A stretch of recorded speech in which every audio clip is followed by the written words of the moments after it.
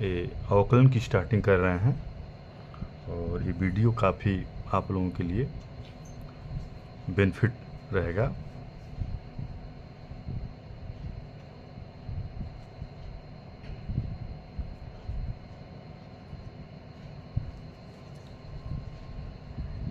जैसे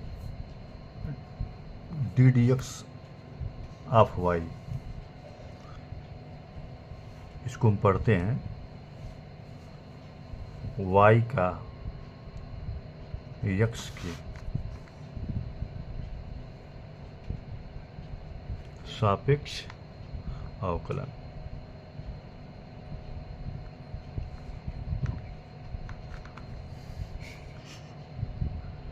D x of यम, D D x of यम, इसे पढ़ते हैं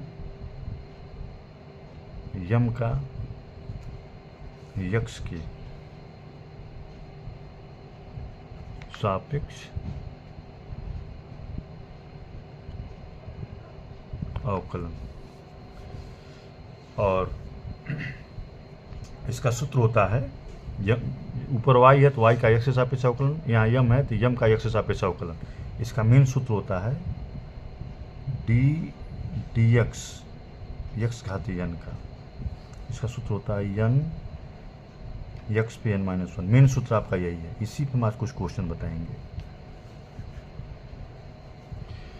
डी डी एक्स घाती n x पे n-1, इसको आप लोग याद कर डालेंगे।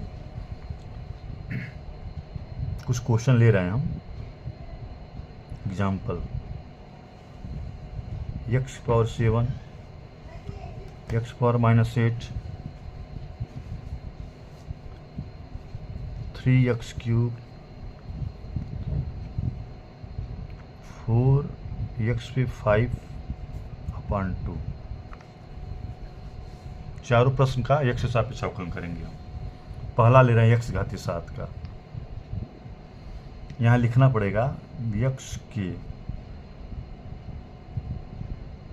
सापेक्ष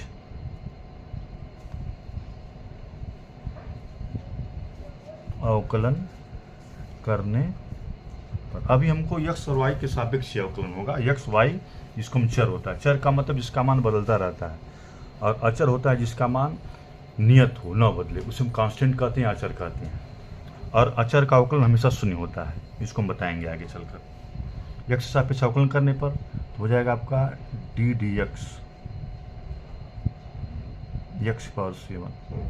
देखिए x घाती n के रूप का है, x घाती n के रूप का है। सबसे पहले n लिखे हैं तो यहाँ पर n 7 है, 7 हो गया। देखिए n के बाद x है, यहाँ x ले लें, और 7-1, तो इसको हम सॉल्व करेंगे तो हो जाएगा 7x पे 6 हो जाएगा। इसका आंसर हो गया। अब दूसरा क्वेश्चन ले रहे हैं। दूसरा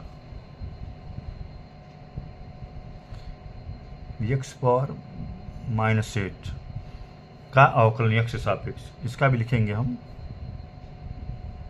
x के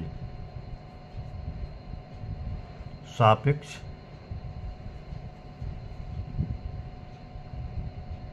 अवकलन करने पर। ये भी देखिए x घाती n के रूप का ही है, तो जो नीचे रहता है उसी के सापेक्ष मान दो। जैसे डी डी एक्स है, नीचे x है, इसका मतलब x से सापेक्ष अवकलन कर रहे हैं।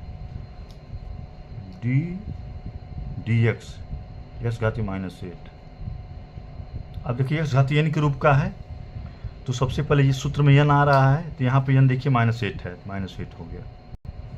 उसके बाद x है, और n x हो गया, n x पे -1 यानी -8-1। अगर इसको सॉल्व किया जाए तो हो जाएगा -8 x पे -9। दूसरा भी हो गया। तीसरे क्वेश्चन को ले रहे हैं। तीसरा क्वेश्चन है 3x क्यूब लिखना, x की सापेक्ष अवकलन करने पर। इंग्लिश में इसको कहते हैं differentiation with respect to x, यानी x से सापेक्ष अवकलन करने पर।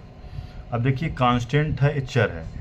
कांस्टेंट का मतलब संख्या को हम कांस्टेंट मानते हैं, चर का मतलब x क्यूब है।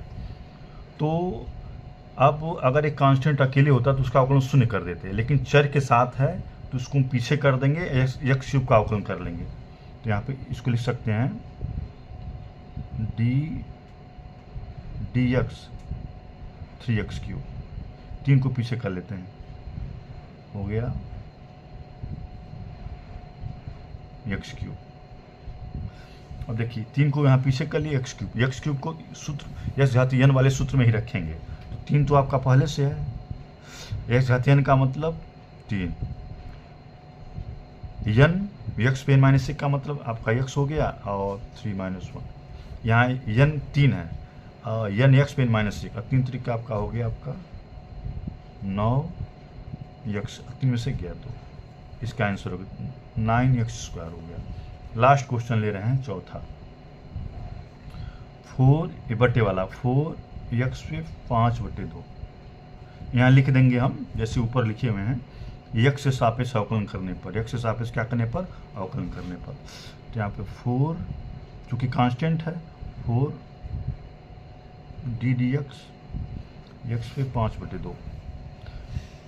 अब 4 को पहले से लिख दिए, अगर ये कांस्टेंट अकेले होता तो उसका अवकलन शून्य कर दे, संख्या अगर अकेले मिले उसके साथ चर ना हो तो उसका अवकलन शून्य कर देते हैं। इस बात को ध्यान दीजिएगा आप लोग।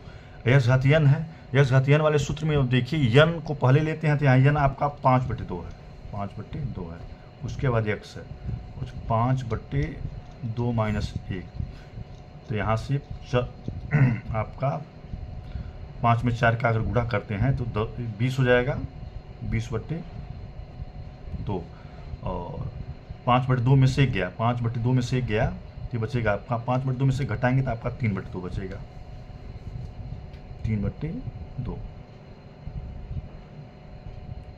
इसको काट भी सकते हैं, ये हो गया हाँ 10 x पे 3/2। आज हम x घात n वाला बताए हैं, ठीक है। अगले वीडियो में हम दूसरे टाइप का अवकलन लेंगे।